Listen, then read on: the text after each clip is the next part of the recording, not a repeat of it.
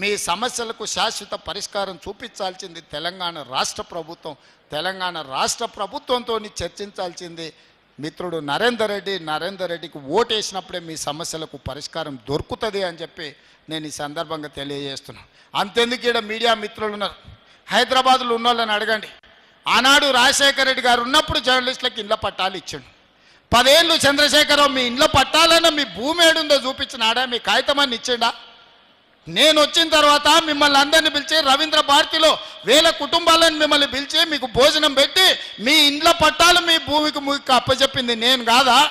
10 ఏళ్ళు చంద్రశేఖరరావు మీ ఇండ్ల పట్టాల గురించి కాదు, మీ ఆరోగ్య భద్రత కార్డు గురించి కూడా ఇవ్వలే. కోవిడ్లో మీ జర్నలిస్టులు చచ్చిపోతే పట్టించుకున్న పాపాన వల్లే ఢిల్లీలో ఉన్న మీ జర్నలిస్టులకు ఆరోగ్య భద్రత కార్డు కూడా ఇవ్వకపోతే జర్నలిస్టుల సమస్యలు పరిష్కరించాలని మిమ్మల్ని పిలిచి మాట్లాడి మీ భూమి మీకు అప్పచెప్పింది నేను కాదా మిత్రులారా?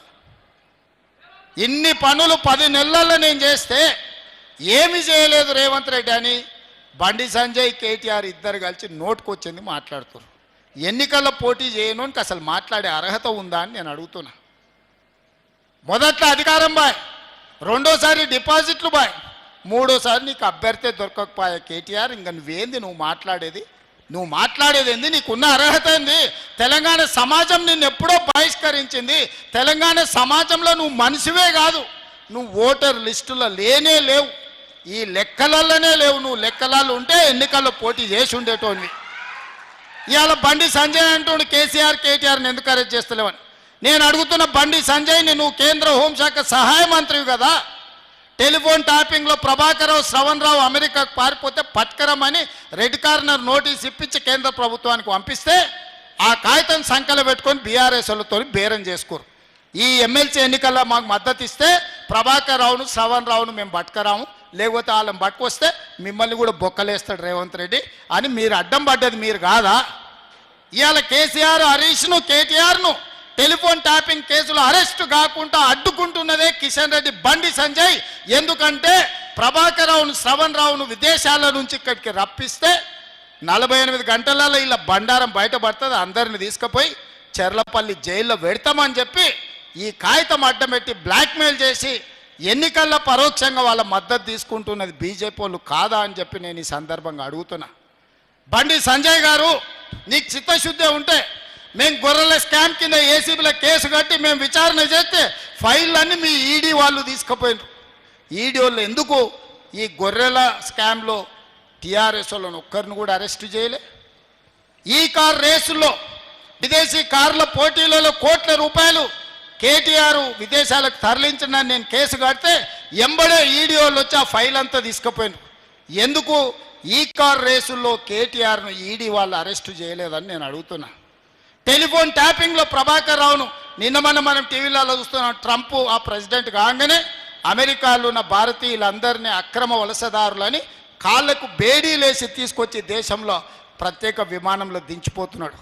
మరి అక్రమంగా ఉన్న ప్రభాకర్ రావును శ్రవణ్ రావును ప్రభుత్వం మేము ఫిర్యాదు చేసిన వాళ్ళని ఎందుకు తెస్తలేరు? ఎందుకు మోడీ లేఖ రాస్తలేడు? ఎందుకు కేంద్ర హోంశాఖనే చేయాల్సింది పని?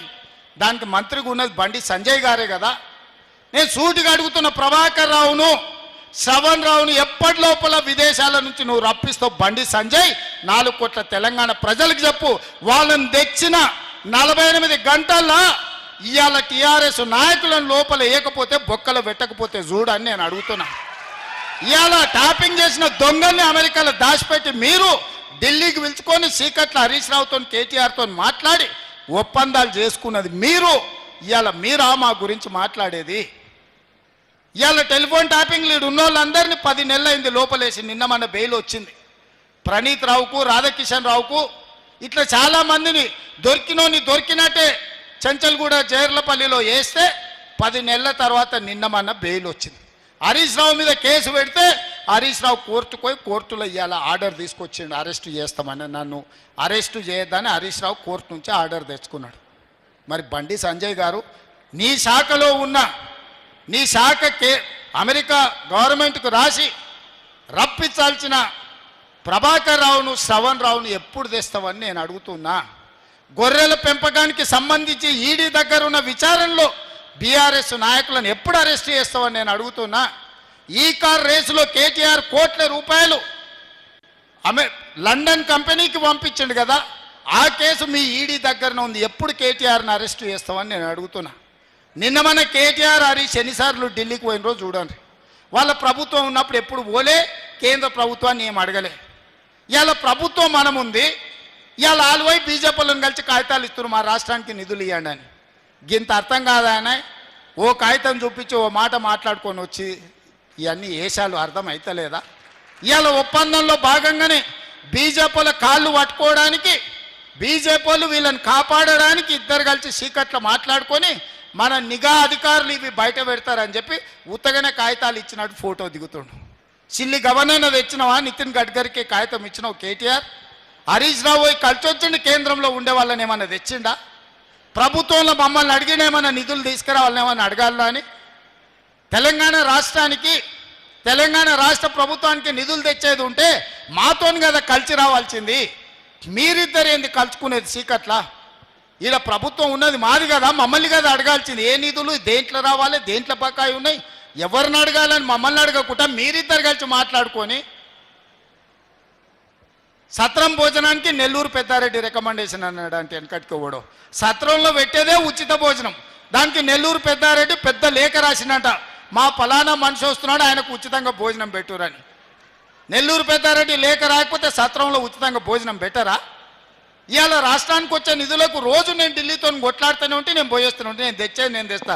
నీ ఉద్దర పెత్తనం ఎందుకు కేటీఆర్ హరీష్ రావు అని నేను అడుగుతున్నా.